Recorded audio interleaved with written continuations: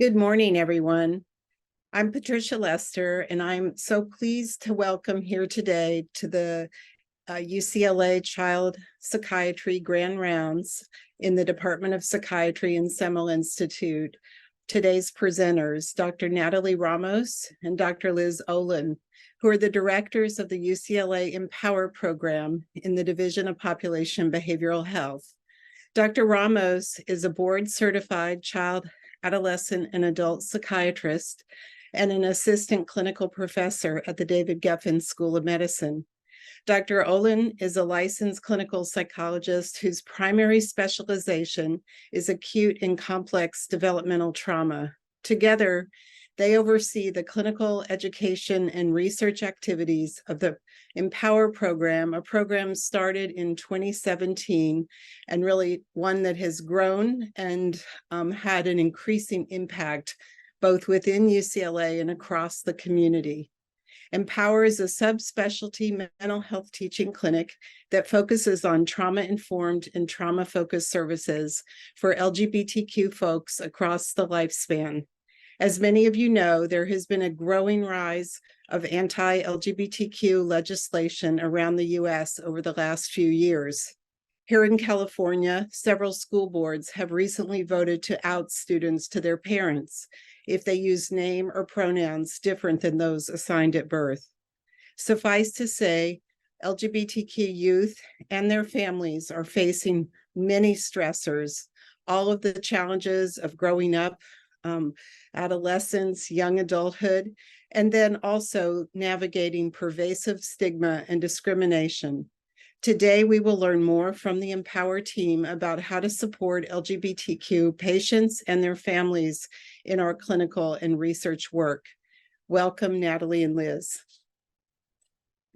Thank you, Dr. Lester, for that introduction, and welcome everyone. We are really honored and excited to be here this morning and to share with you our presentation titled Empowering Mental Health Providers to Serve LGBTQ+ Youth, Lessons from the UCLA EMPWR Program. So we're going to tag team this presentation and hopefully teach you all some helpful information in working with your LGBTQ patients.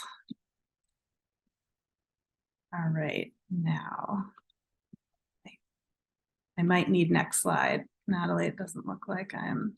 Thank you. So we'd like to just briefly acknowledge our funding sources for the various projects we'll be mentioning later in the presentation, including Natalie's ACAP Junior Investigator Award and her current K Award, as well as a smaller grant from the Pritzker Foundation. And we'd also just like to acknowledge several important research mentors and our other fabulous team members, both for our EMPWR Clinic and also for the Family Focused Therapy project supported by the K Award.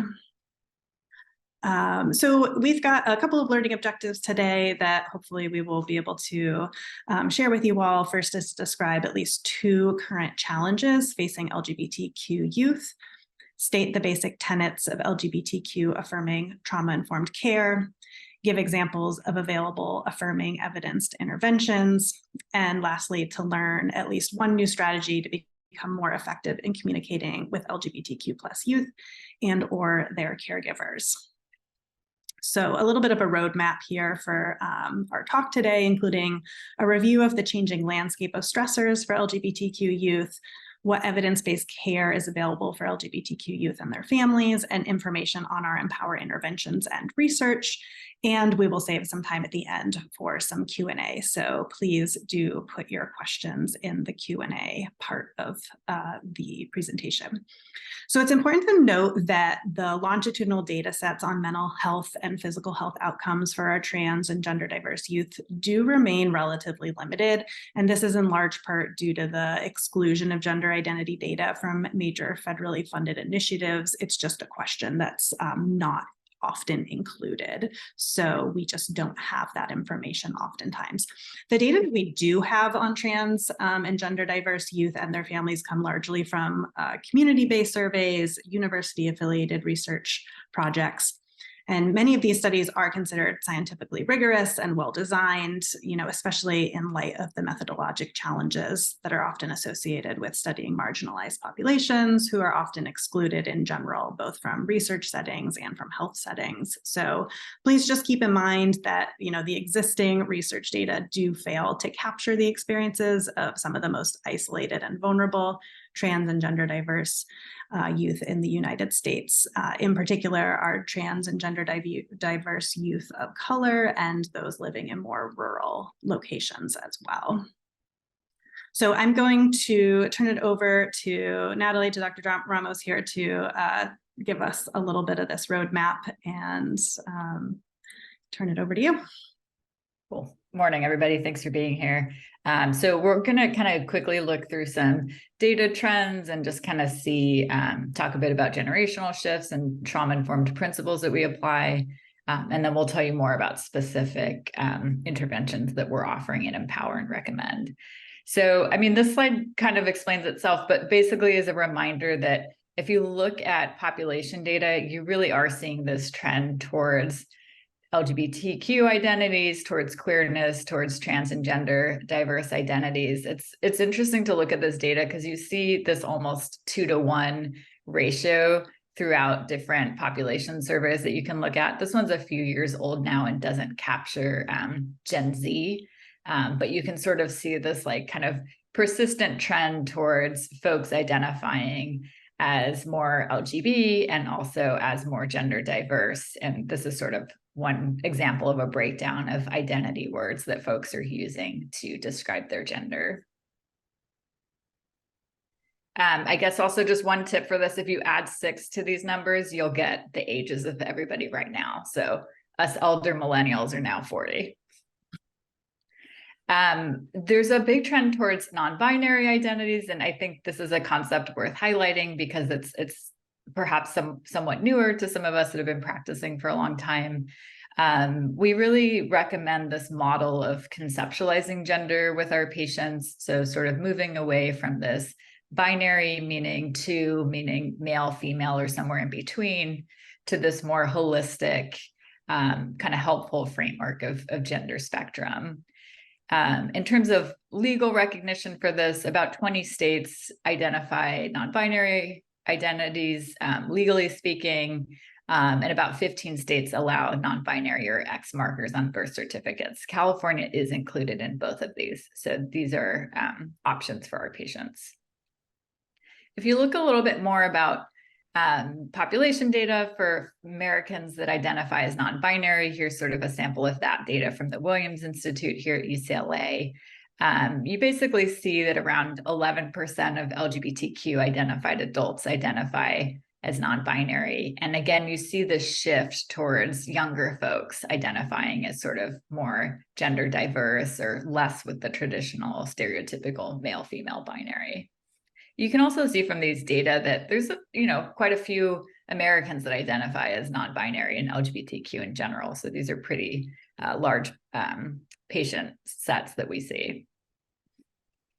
This isn't going to be a talk about health disparities or inequities, but I obviously want to acknowledge, the importance of that data. We do know that LGBTQ youth continue to have increasing rates of suicidal thoughts and suicide attempts. We know that there's very high rates of depression and pretty much every psychiatric co-occurring disorder that we treat at UCLA. Depending on the data set you look at, roughly 40 to 50% of LGBTQ youth, especially trans youth, report having serious suicidal thoughts or even attempts within the last year. So suffice to say, it's a reminder to us to do, really good safety screening and safety planning and just kind of have this on the radar as we're working with gender diverse youth in particular. I really like this model that the CDC updated a few years ago for thinking about health inequities that sort of manifest across the lifespan related to these early life traumas and just the chronic adversity from stigma and discrimination that a lot of our patients experience. It's worth noting that significantly more LGBTQ youth experience traumatic stress and different discriminatory stressors across school, home, and community settings as compared to cisgender heterosexual youth. Some people talk about the minority stress model in terms of conceptualizing this too. I find this multi-layered approach really helpful because I think it kind of helps us understand how the combination of different traumatic experiences combined with the kind of general social climate of anti-LGBTQ messaging, issues within the family, support or lack of support within the community, kind of all come together to create increased risk for risk-taking behaviors, which we know ultimately can lead to more of the psychiatric outcomes that we're seeing. Specifically, literature shows that LGBTQ youth experience significantly more family rejection, rates of specific traumatic events, and lack supportive and validating relationships much more than cisgender heterosexual peers. In terms of social conditions, as Dr. Lester mentioned, there's a lot going on in the world in general right now. There's over 450 bills in the US alone that in some capacity aim to ban or inhibit LGBTQ expression or access to care. Even here in California, this has been picking up quite a bit, and I think it's worth knowing because more and more patients are coming in with these concerns. But here in California, the drive is towards basically outing LGBTQ, especially gender diverse students, to parents within school settings, which I think as child providers, we can all sort of inherently understand the potential harm and stress that comes with that. There's also other social disparities, of course, that are worth thinking about and recognizing. We know our LGBTQ are much more likely to be involved in public systems and that it's harder for them to get into stable placements once they're system involved.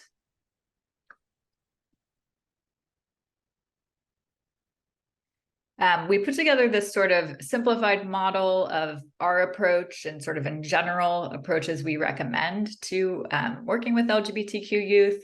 It's important, of course, to be identity affirming. We always want to be trauma informed, and we'll talk about what that means. And I think this individualized treatment piece is super critical. There's a lot of discussion at the national level about care protocols.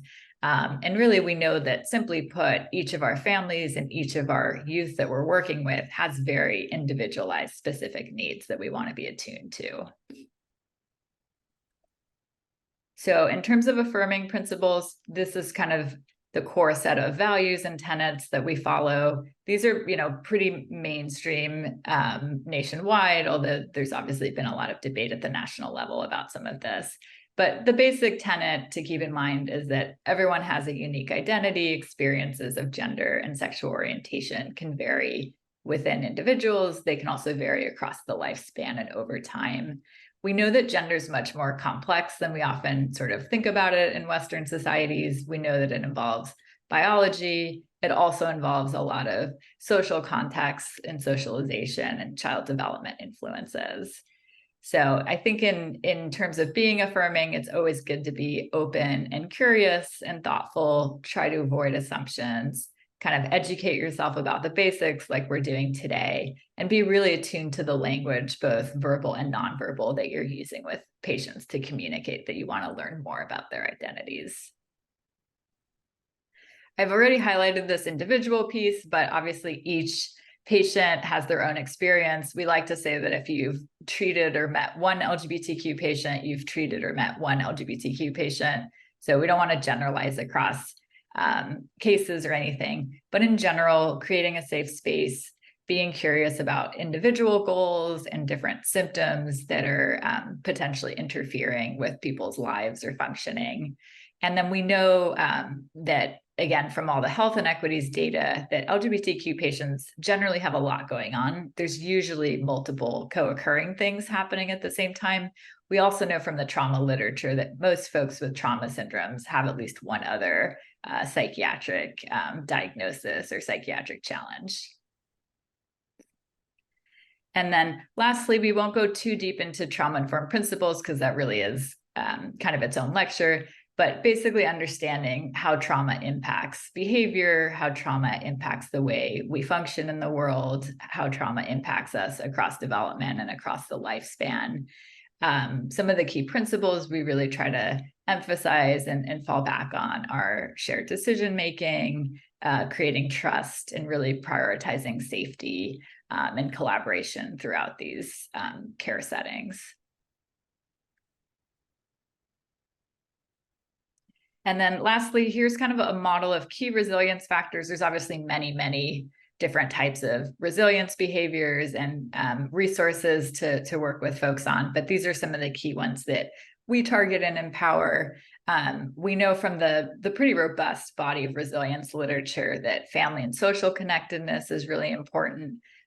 Family cohesion and safety in schools and community are huge for LGBTQ youth in particular.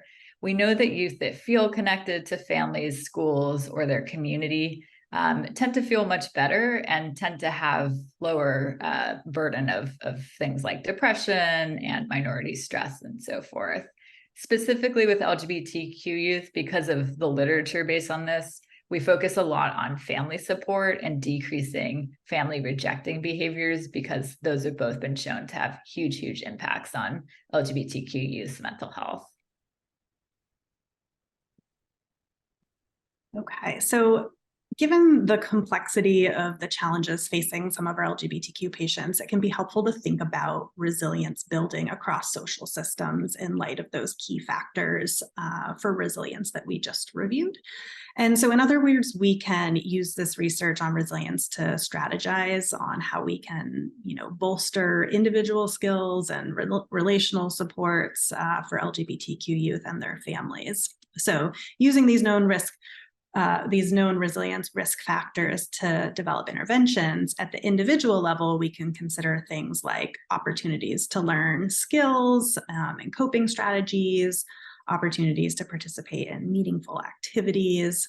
At the relationship level, we can consider things like how to support secure bonds with caring adults and relationships with positive role models.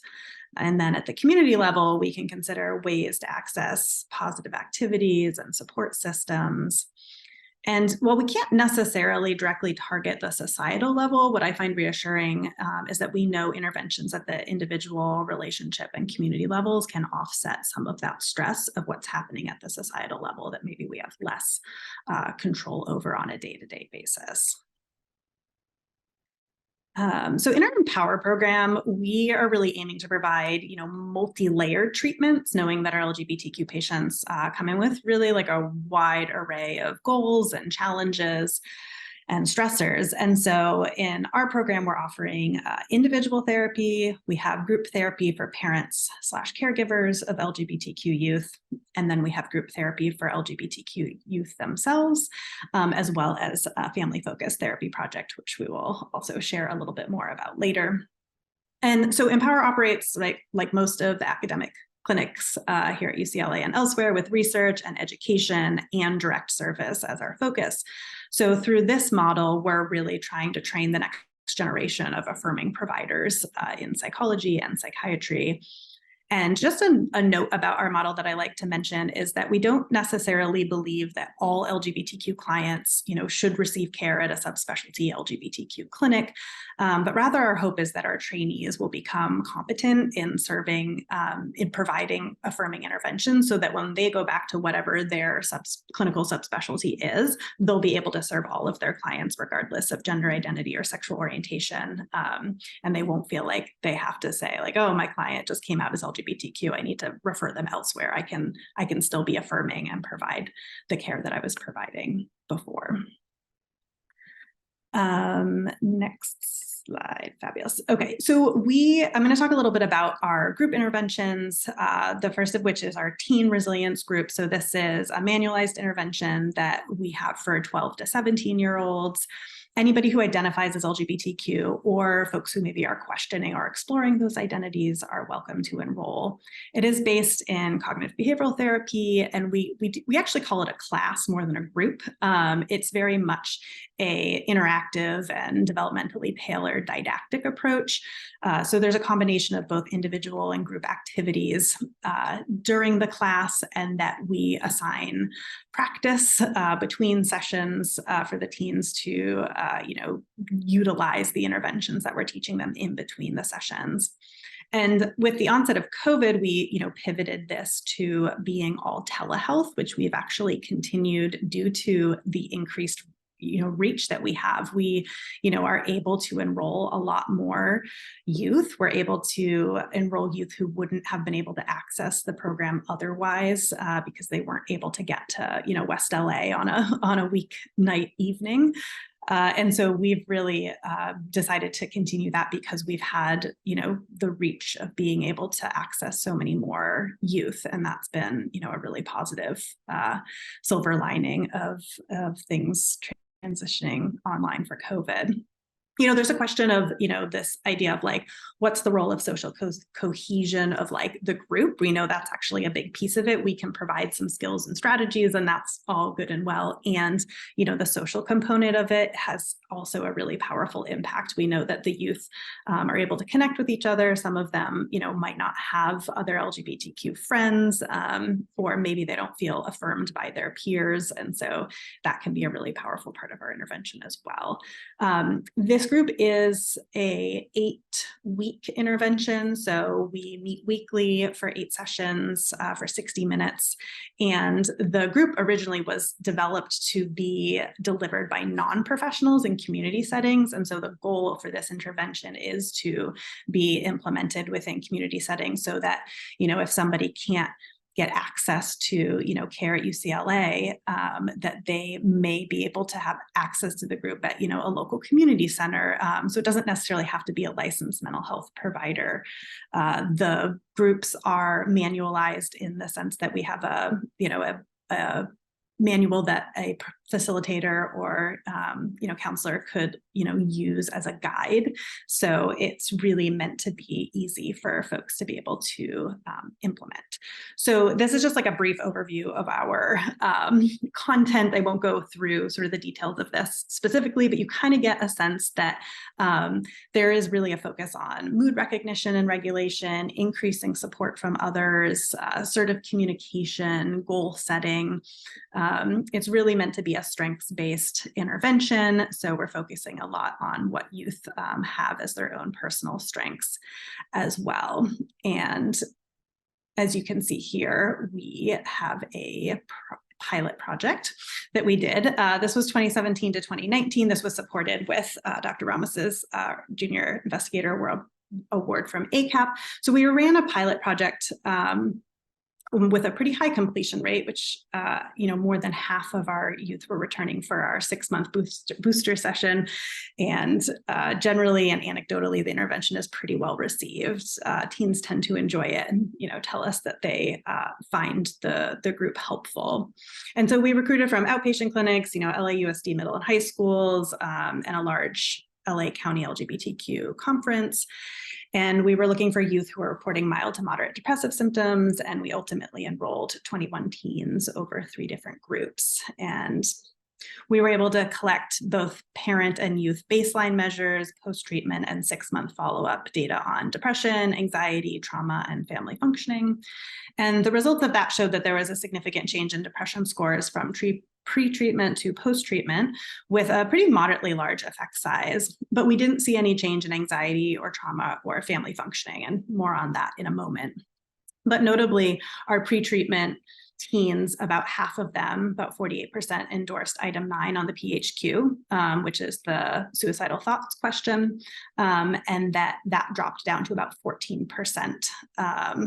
And that there were 14% who were reporting suicidal thoughts more than half the days or nearly every day. So we had almost half of the sample reporting suicidal thoughts, with about 14% reporting pretty frequent suicidal thoughts. And then post-treatment, that dropped down to about 25%. So we did see a pretty big drop specifically in suicidal ideation as well. And then about 70% of our participants were scoring within the moderate to severe symptom severity range pre-treatment, as compared to 43% post-treatment. So we were able to see a lot of changes in depressive symptoms. So we'll talk a little bit about what we did sort of after that next, because we were looking at, okay, we've got a drop in depressive symptoms and that's awesome, but family functioning didn't really seem to change, which isn't all that surprising, right? We were not necessarily thinking about the family system. So after that teen pilot, we really thought a lot about how to best address the family system. And the existing literature really guided us here because we knew that family support was a huge factor to increase overall well-being for LGBTQ youth. We know things like when children feel cared for, they learn to value and care for themselves. When they feel supported, we know that things like drug and alcohol use are lower and also delayed. We know that when children are, accepted and affirmed, that their risk for depression and suicide is lower. Next slide. We also knew from the literature that family rejection really hurts mental health, including, a higher risk of depression and substance use. Youth with non-affirming family members are more likely to have attempted suicide within the past year versus those residing in homes that they feel are affirming. And we also know that family rejection of LGBTQ youth leads to higher chances of social systems involvement, like we mentioned a little bit earlier, including loss of housing. A pretty notable statistic that we have is that even among California youth in a relatively progressive part of the country, that about 40% of unhoused youth identify as LGBTQ+, and over half of those are LGBTQ youth of color. So we know that there is a big overrepresentation in terms of our unhoused youth when it comes to in the context of family rejection as well. And then finally, we know that parents and caregivers can become more accepting. They can learn skills to be more affirming, and that there are really oftentimes well-intentioned behaviors that teens feel rejected by. And many caregivers really lack, necessary information and/or skills to effectively affirm and support their children. So I think one of the issues is that parents also often assume, healthy development equates with having a gender identity aligned with one's sex assigned at birth or otherwise being cisgender and or being heterosexual. And that a lot of parents might see gender diversity as just a phase or a reaction to outside influences or, social media. Or some people might even say that it's, a willful rejection of family or religious values. And so even though the goal is for families to wholeheartedly accept and affirm their child, we can start by getting caregivers to behave in affirming ways, even if their thoughts and feelings do not align yet. So really, with this knowledge about parents of LGBTQ youth, we knew that to better support youth, we needed to support their parents and the whole family system. And because we really, as I mentioned, we're not surprised that there wasn't a change in the family functioning in our teen pilot project, since we weren't, targeting the family system. You can't really, give a teen, resilience skills in a vacuum and, send them back to an environment that's not affirming and expect that to change the whole system. So for our parent intervention, it's similar to our teen intervention in that it's manualized. So again, somebody who is not necessarily familiar would be able to provide this intervention. Again, we do 8 60-minute classes. It's interactive, it's didactic. We do a combination of psychoeducation, parenting skills, and CBT skills applied to topics relevant to LGBTQ youth. And I think that this is important because I tell folks that I think the strategies that we teach in the parent group are applicable to all parents, and we try to tailor those interventions to things, topics that parents of LGBTQ youth may be navigating specifically. Next slide, please. So in our group and with all of our work with our parents and families, we start by joining with the family about a shared goal. So for example, we usually can all agree that we want the best for the teen. We want them to be successful. We want them to be well adjusted and to be able to handle, life's stressors. I think it's usually a pretty relatively easy goal to join with parents. Most parents can say that they want, a happy, healthy, well-adjusted child. And, we as the providers also, want that as well. And so that's a really great place to start, because I think sometimes parents come in a little apprehensive about how providers are going to treat them if they're struggling to accept their child's LGBTQ identity. So then we give parents, a space to really identify and process their own thoughts and feelings about their child's identity. Should there be any difficult or uncomfortable feelings for them? We try to validate parents' feelings and help them see the difference between their thoughts and their feelings and their actions or their behaviors. And part of this, group intervention too, is us as providers being able to model what, respectful, validating interactions could look like, how to, talk about and affirm your child is a piece of this as well. So the parent group also offers a lot of psychoeducation, as I mentioned, provides a space for parents to ask, any and all questions that they might be nervous to ask elsewhere. And we work to really normalize the diversity of human sexuality and gender, as well as the exploration of these parts of our identity. And that we really provide a lot of explicit guidance on what's perceived as supportive versus unsupportive in terms of language and behaviors. We see a lot of disconnect in parents saying, oh, well, I say A, B, and C, and I mean this, and teens really don't hear that intention. They, hear that they're being questioned or that their parents don't believe them, and that parents sometimes can get a lot of benefit out of understanding how their intention is maybe not landing with their teen in the way that they want it to. We also just try to give parents a chance to practice really concrete skills on how to improve, their behaviors and their language. I think there's a lot to be said about having a safe space to be able to, practice out loud, how you might say something affirming. And, we really want to try to improve the affirming communication, since a lot does get lost in translation among what parents are saying to their teens and what teens are hearing. And so we're not necessarily, changing beliefs or personal values. We're, trying to get parents to, behave in affirming ways. And oftentimes we know the feeling can follow, right? So like when parents might not have the full thought or feeling of affirmation, but they can behave in that way, that oftentimes we see parents who then do become more wholeheartedly, attuned and supportive of their teens. So again, here's another little overview of our parent resilience group here. Again, I won't go through this specifically, but as you can see, it's sort of a combination of, psychoeducation and concrete skills. So really the ultimate goal that we have when we're working with parents and families and caregivers, whether in a group setting or otherwise, is to really move them from a place of distress to a place of attunement. And I think this is a little bit different from some of what we've talked about in, I think in the field in the past about moving to a place of, acceptance, which acceptance is great, but I think we can go a step further and say attunement of parents to really be, tuned into their teen and what their experience is. And so we can do that in a number of ways, including different family, behavioral therapies and psychoeducation with a number of different interventions here. And I think this shift is often slow. It can be impacted by different factors for different families. For example, for some parents, they just need to learn a little bit more about these natural normal variations of human sexuality and gender to normalize their child's, identity, perhaps to counter negative stereotypes or assumptions that they may have internalized that might contribute to, the overall picture of the family system.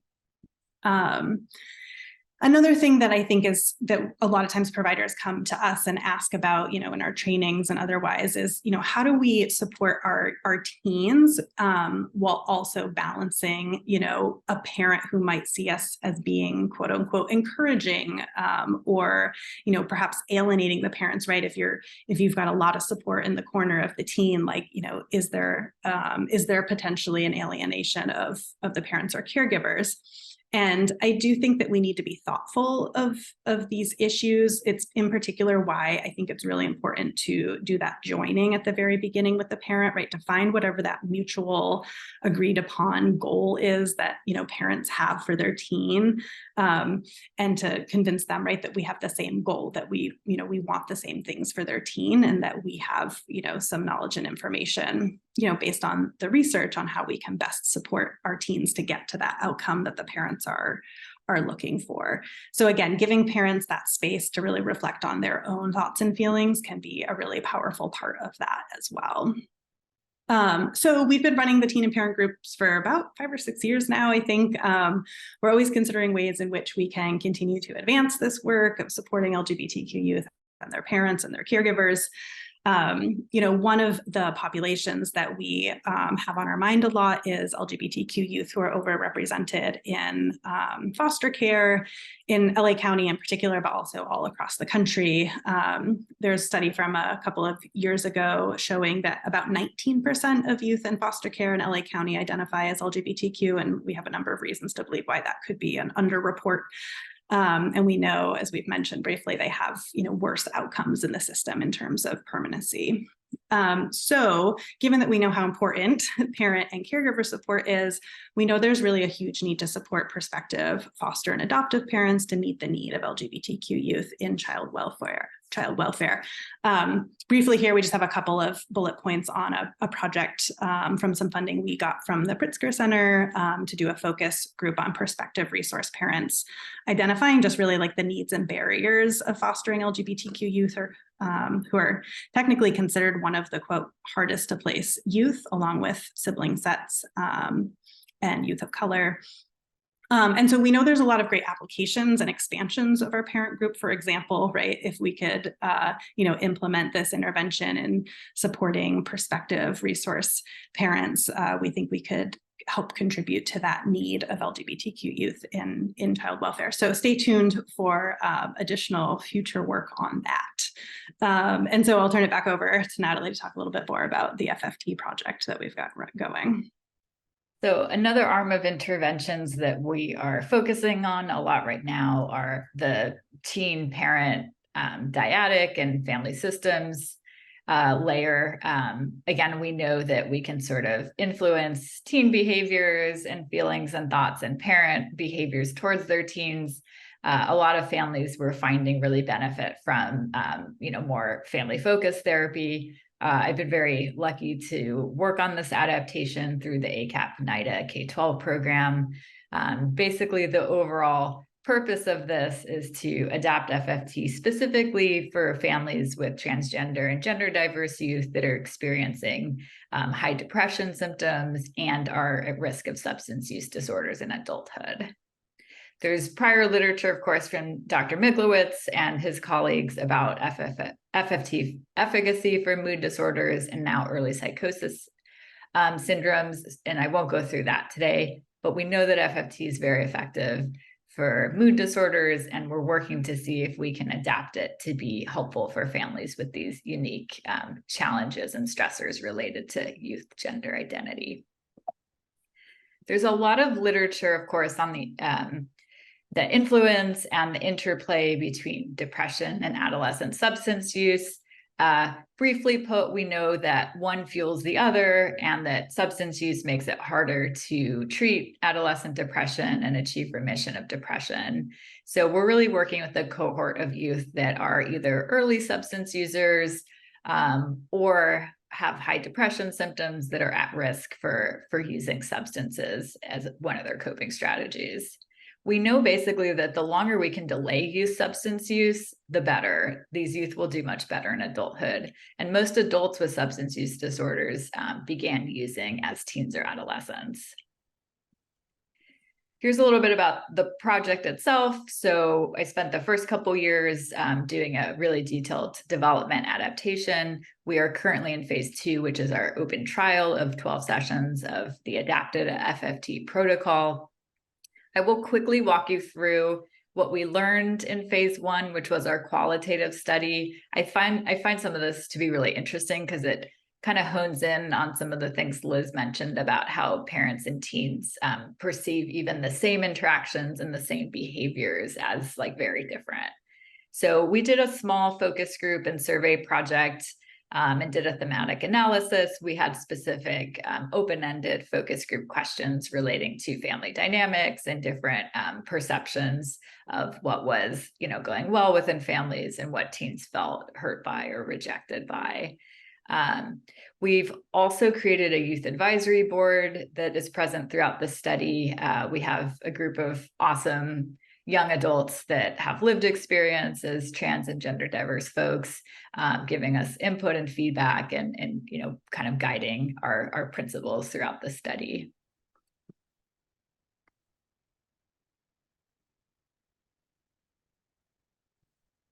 So in terms of what we found in phase 1, as we've been talking a lot about, even the same interactions and behaviors are often viewed discordantly, which is an interesting thing to think about. We know that parents were mostly worried about substance use as a coping strategy for depression and difficult emotions.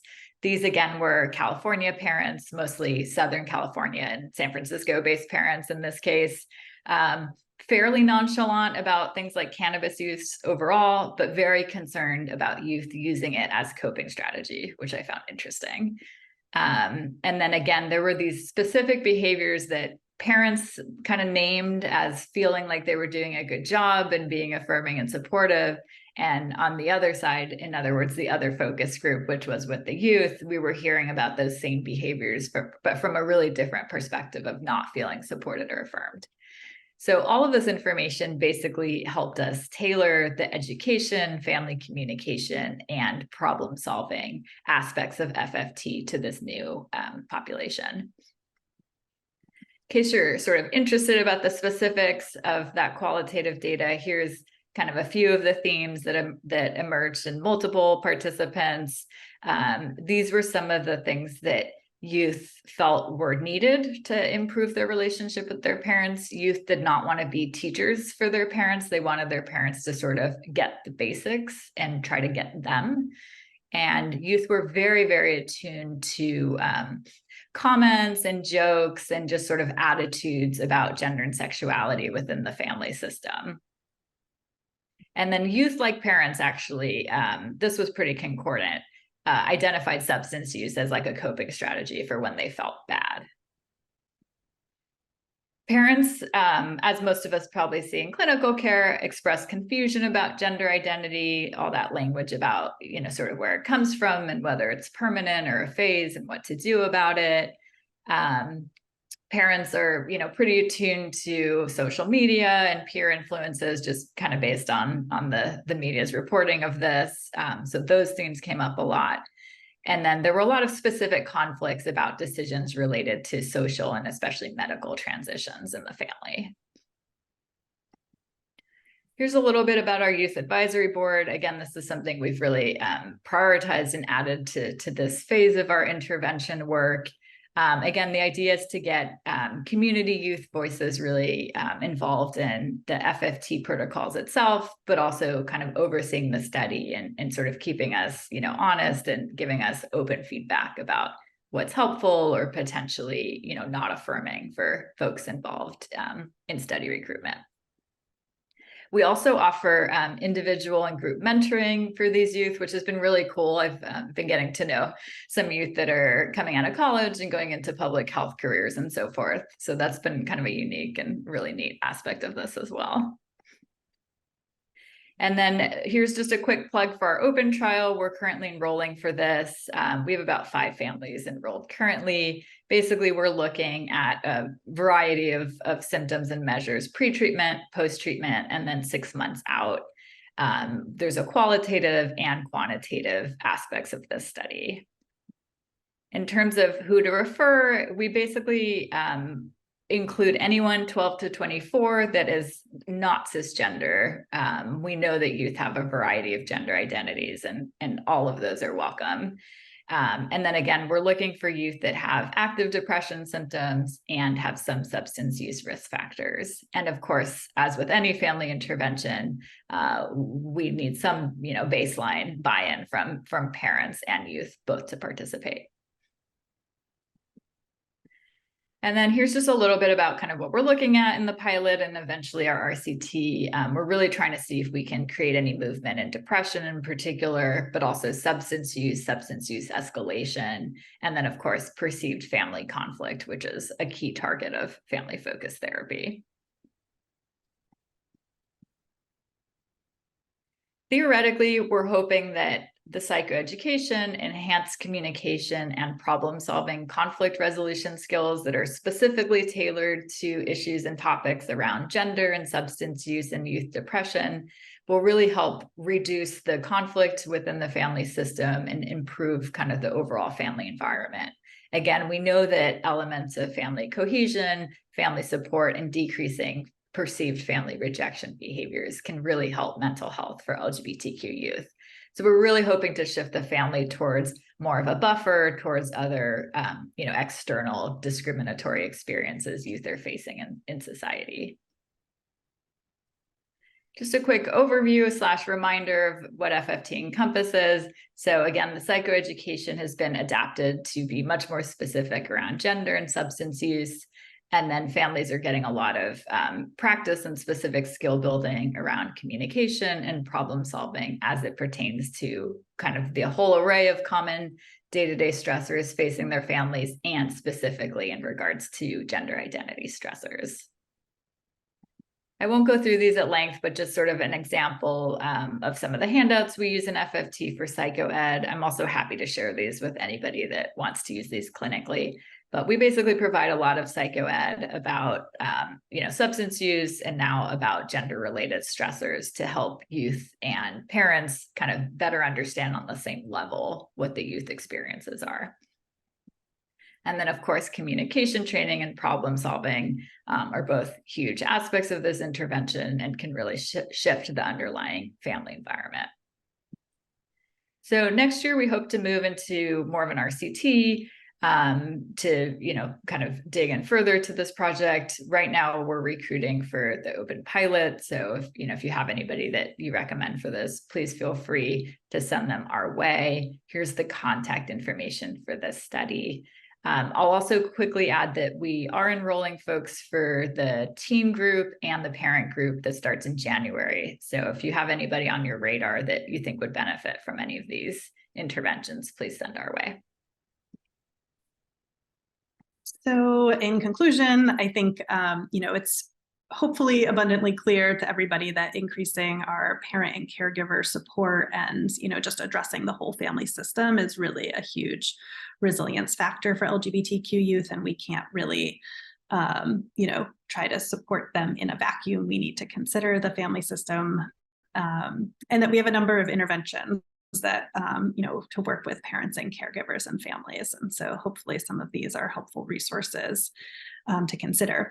And just for our, future goals, right, in Empwr, we're hoping to reach even more vulnerable youth in California, including those in more rural areas and foster youth as well. So, and then I think just like one more reminder of just not to take for granted the socio-political support. Again, we have all of these anti-LGBTQ bills that have been introduced nationwide, and that this is a big overarching stressor that is affecting our LGBTQ youth and their families. Before we take time for questions, we just want to thank our funding sources, share our contact information. The information is here specifically for that family-focused therapy study, for our clinic more generally, and then both of our email contacts as well if you'd like to get in touch with us. That Empwr clinic email goes to many of us, so that's a good way to reach us as well. And that we wanted to share a couple of resources. There are many, many resources. And if you're looking for something really specific, please reach out and ask us. But we wanted to highlight these here.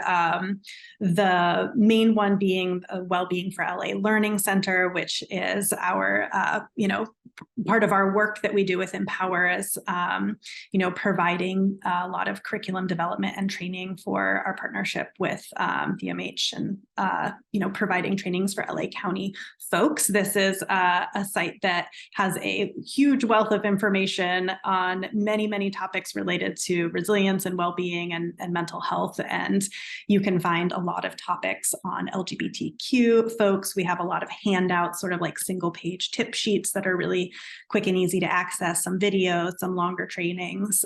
So we would recommend that you take a look there.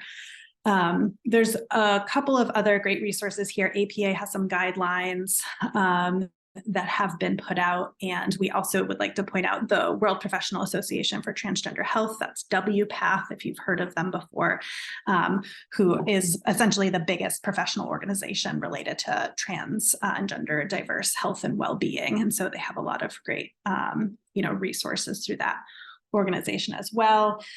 We have a couple of resource pages, but we also wanted to, I think we did an okay job with saving a few minutes for a little bit of Q&A. So thank you everyone for being here. We're really, honored that you were able to join us this morning.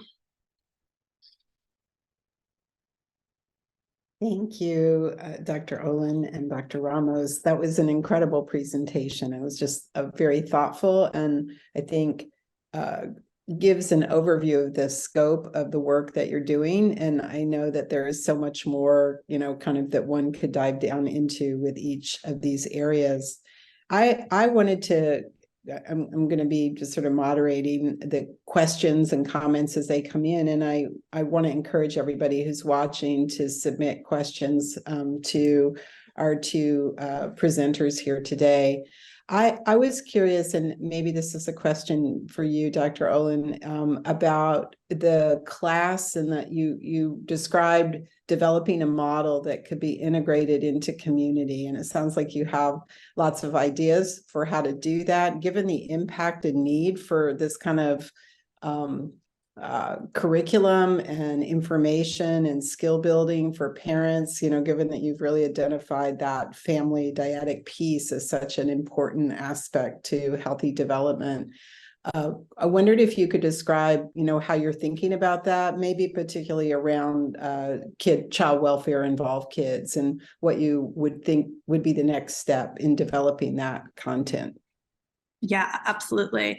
Yeah, we have, created some relationships with, some community organizations like Raise a Child, with Rich Valenza there and other folks. And in a lot of our communication, and discussions with them about thinking through about how we could just support prospective resource parents, we were able to do this small, qualitative study to get a sense of why prospective resource parents are hesitant to be open to taking LGBTQ youth, as prospective, foster placements. And some of it is a lack of knowledge, feeling like I don't have the knowledge or the resources, and feeling like, that they don't have the skills to do that, which is, without that support, we can see why parents might be, prospective resource parents might be a little bit hesitant to take that on. And so I think, whether it's this specific group intervention or a different type of, like training and support, which partially, right, could be some psychoeducation, but also just like bolstering the support around prospective resource families, so they feel like, hey, I can go into this feeling like somebody's got my back and I've got all the resources in place, both for myself as the prospective resource parent, but also for the young person that might be coming into my home. And so I do think there's a lot of potential opportunity there. I know folks at Raise a Child and other organizations in the LA area are really open to looking into that. And so that's something that we have, kind of ongoing conversations with, thinking about, funding, resources, and how to make something like that happen. Yeah, no, that seems like a really important, you've got a great curriculum to be able to expand it. And the next question I wanted to bring forward was really about the family model itself, and this critical kind of difference in perception between the parent and the youth that seems like you may have been surprised or learned along the way that these same behaviors may be perceived quite differently in the family system. And and I'm wondering if you could talk a little bit more about how you help parents change their behaviors and understand the kind of negative impact that some of what they're doing may be having on youth? It's a really good question. So I think the approaches within sort of family systems therapy versus like the parent group where we have them separately vary. I'll talk a little bit about the former since that's more of my expertise. And Liz, you can comment on kind of what you do with parents in the group when you're not working on the dyadic relationship. So, I mean, within FFT, we have a lot of opportunities to really kind of dig into specific situations and thoughts and feelings that are coming up within this context. So it's a really sort of ripe environment to, sort of hear perspectives from both the youth and the parents and really help them kind of talk to each other about what they're hearing and feeling. It requires a certain amount of, underlying kind of emotional regulation and communication to be able to do that work. And I find sometimes that's sort of the challenge is we want it to go well. So we need to sort of equip folks with the skills and kind of scaffold the conversations. And once we're able to do that, it's actually kind of remarkable when you see like parents and youth like really hearing and reflecting back. And sometimes youth can kind of understand that their parents are actually trying to be supportive and kind of coming at it from a place of love, and they're just kind of missing the mark in some way. And it can also really be helpful for parents to hear how specific comments or attitudes or maybe things that they ignored or didn't attune it to, really impacted the youth's mental health. Liz, I think you have the harder job in parent group where it's just the parent in isolation without the youth feedback to them. Yeah, I mean, I think we can, kind of help parents even like through some Socratic questioning, right? Of like helping parents think through like, well, I don't know, a really common one might be, parents sort of asking teens their certainty, like, well, how do you know that you are fill in the blank identity, right? And from a lot of parents, they're like, well, I want to, I just want to help my child figure out, what it is that, they're like, it's an intention of like trying to help most of the time. I think, most of us can understand that to some extent. But I think what parents don't hear is like by saying like, well, how do you know? Or like sort of the questioning that parents might default to is really what teens hear is like you don't believe me, you don't think I know myself, maybe your love is conditional in some way, you would prefer me to be cisgender, heterosexual, et cetera. And so sometimes it's a little bit of like, well, what are some possible ways somebody might interpret that question, right? It's, what are some possible ways a teen might interpret that, kind of helping parents maybe think through an alternative perspective. Sometimes we have to, feed it a little bit more than that, right? Parents might not be able to come up with that alternative perspective, which might be part of the issue. And so we, kind of talk in generalities, right? We're not going to say like, this is how all teens interpret this comment, but we say oftentimes, or we've, in our work personally, right, with a lot of adolescents, we hear them say, my parent says this all the time, and it just feels like this. And we're able to help a little bit with that translation. It is a little bit different, right? When you don't have the dyad in that work together, but we can kind of be a little bit of hopefully, a safe, non-judgmental space of like, here are some possible ways that maybe a teen heard that. And if you have said that, like, that's not the end of the world. Like we can still shift things. And so we try to make it so that it's not, if parents are like, oh my God, I have said that, or I have done that, right? To not sort of get into a shaming, blaming place, but more of like, okay, great. We have this knowledge now. And how can we think about what to say or do differently moving forward? Because that, the evolution of that is a really powerful part of the family relationship as well. That's really, really helpful. So I know we're at the hour. There's some additional both expressions of gratitude to you all for this amazing presentation, but also some specific questions. I don't know if you have the opportunity to stay on a little bit longer, just a couple of minutes to respond. And also I just want to encourage people to bring their questions directly to you. One of the queries is about whether practitioners can access your Empwr curriculum and manual.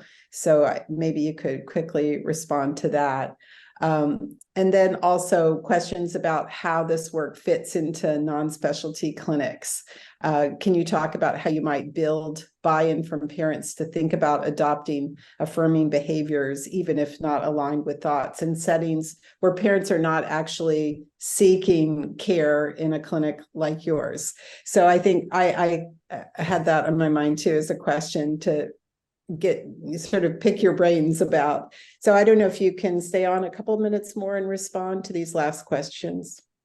Sure. I'll take the easy one first. Yes, we're happy to share the curricula for teen and parent groups. The FFT one is still in the works, but will eventually be available. All of this research is funded by ACAP and the University of California, so it's all open public use for everyone.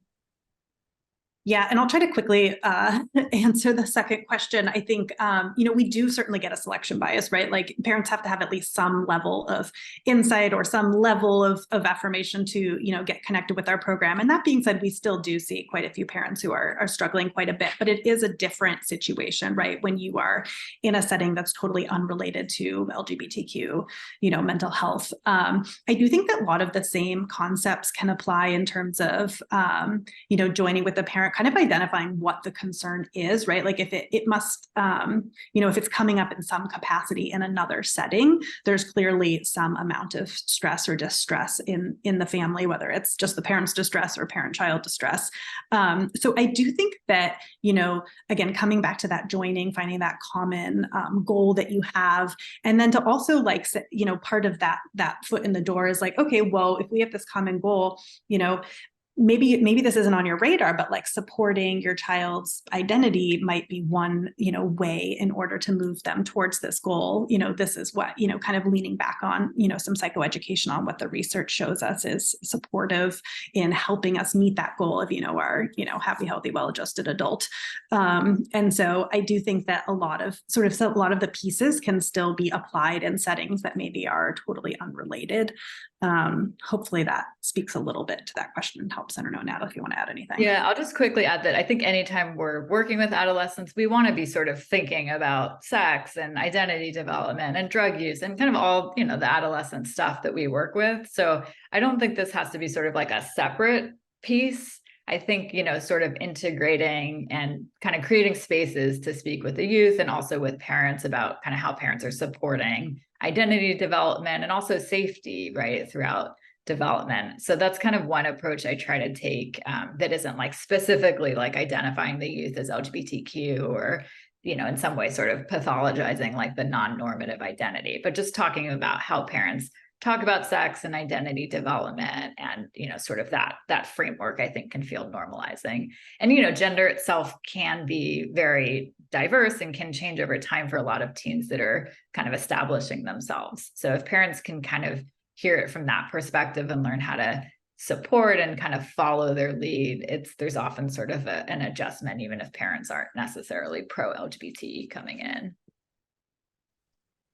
Well, I think we're over time now. Thank you both, and thank you for everybody participating in this morning's Grand Rounds. We really appreciate the work that you all are doing and encourage everybody to really connect with our expertise here at UCLA. So thank you, and I hope you have a lovely day. Thanks, everybody. Take care.